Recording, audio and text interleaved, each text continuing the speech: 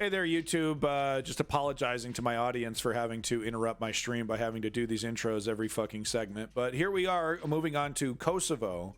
Woke Patriot trying to write a song called Kosovo Blues. So maybe we can help inspire him with this piece called Violence in Kosovo. Will Serbia send in an army? So this is similar. We did a TLDR on Kosovo last time, and they basically just did an update on the story here. So I figured, really, when you type in Kosovo into YouTube, it's this and then a video from 6 years ago. So this is what I got for you, folks. By Curiosity Stream. For the last couple of months, Kosovo and Serbia have been sparring over a new law requiring ethnic Serbs in northern Kosovo to use Kosovan license plates. Tensions flared in August when the new law was supposed to come into force, but the Kosovo authorities eventually backed down and agreed to delay its implementation.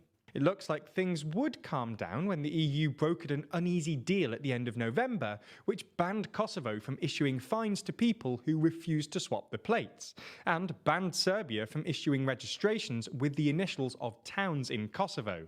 But in the last week or so, tensions have flared up once again. So in this video, we're going to look at the renewed unrest, what's triggered it, and the prospects for some sort of settlement.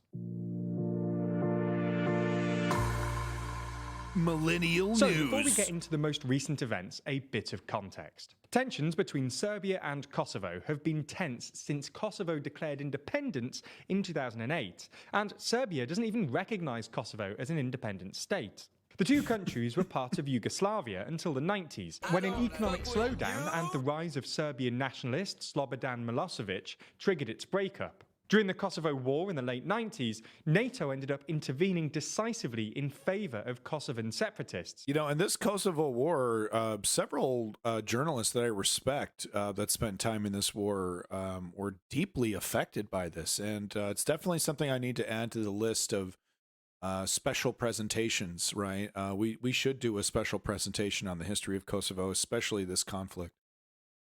Despite never receiving authorization from the UN, and Milosevic eventually agreed to withdraw all federal forces for Kosovo. Since then, NATO has maintained a peacekeeping force in the region, commonly known as the KFOR, which today consists of about 3,500 NATO troops.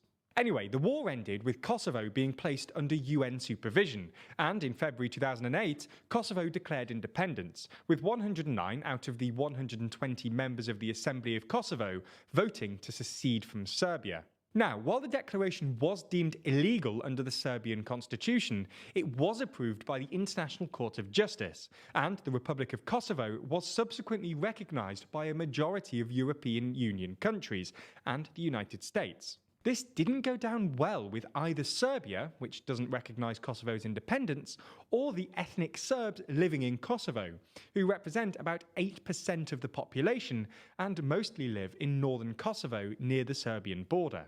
Ethnic Serbs have regularly protested against efforts by Kosovan authorities to assert their jurisdiction in the region, and they weren't happy when Kosovan authorities first tried to ban Serbian licence plates in September of last year. According to the BBC, some 50,000 ethnic Serbs living in the region use licence plates issued by Serbian authorities and refuse to recognise Kosovan institutions. This is a the sticky Kosovan one. authorities temporarily backed down, but tried again in July, prompting another angry reaction from ethnic Serbs. Again, Kosovan authorities backed down, but said they'd try again in 30 days, which didn't go down well with the ethnic Serbs.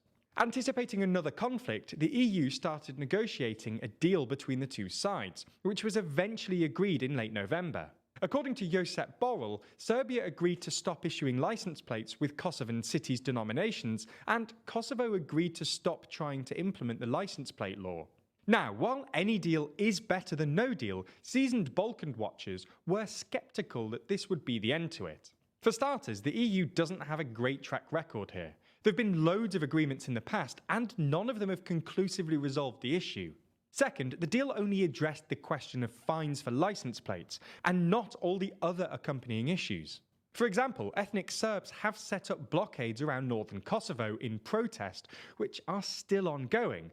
and have complained about what they perceive as intimidation by ethnic Albanian Kosovo police. The Kosovo government claims that more police are needed in northern Kosovo to quell the ongoing unrest, and they don't have any ethnically Serb police anymore because most of the ethnic Serbs in the Kosovo police force quit in protest at the license plate law back in early November. Yeah, it's a clear. I mean, it's a clear sign. It's a clear sign that we don't recognize your legitimacy to exist. Police were originally replaced by the EU's mission in Kosovo, known as EU-LEX, but they failed to stem the unrest, and ethnically Albanian Kosovo police have apparently got involved. This might not sound controversial, but according to both Kosovo's constitution and the Brussels Agreement, the police force in northern Kosovo is supposed to be majority Serb to reflect the ethnic constitution of the region. Tensions escalated over the weekend after the Kosovo authorities sent some 200 ethnically Albanian Kosovan police into the region, accompanied by armoured vehicles, who promptly arrested an ethnically Serbian former police officer, apparently on suspicion of terrorism. On Saturday, there were multiple shootouts between Kosovan police and ethnic Serbs, and in Serbia, there were marches in support of ethnic Serbs in Kosovo, with protesters waving Serbian and Russian flags, chanting "Serbia is Kosovo" and "F*** NATO." The following day...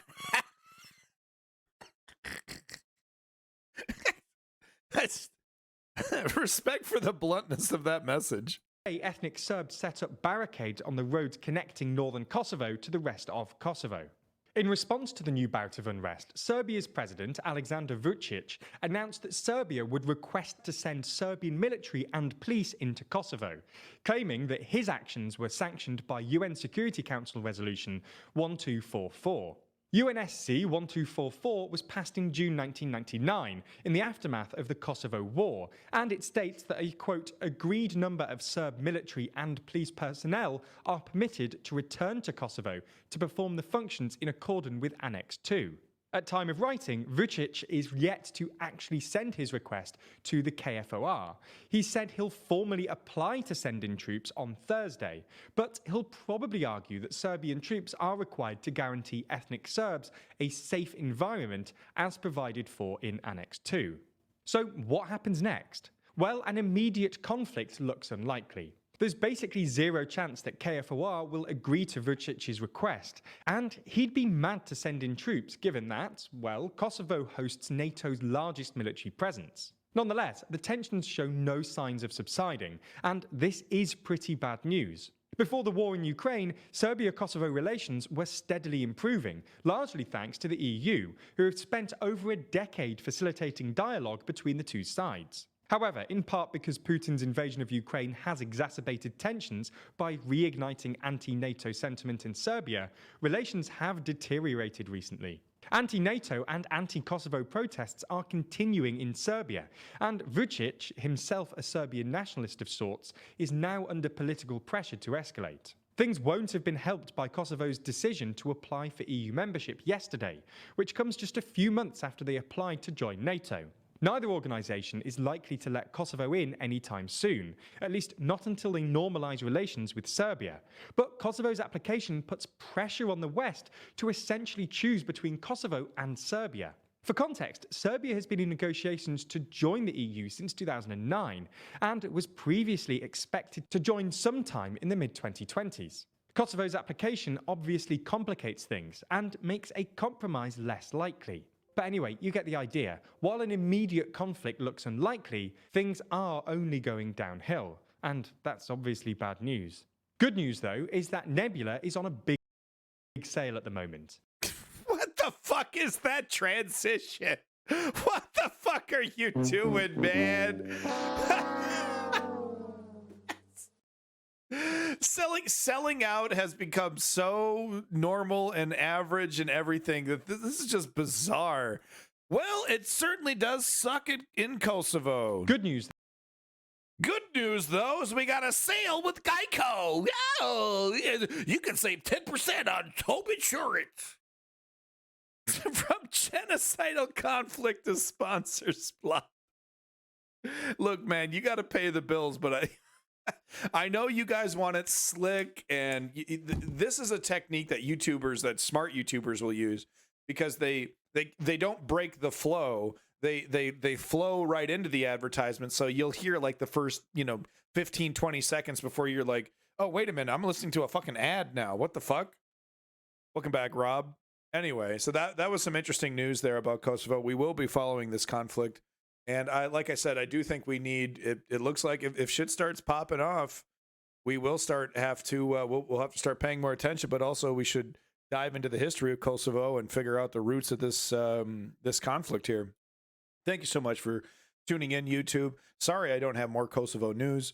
Thank you. Please like and subscribe. Check the link in the description.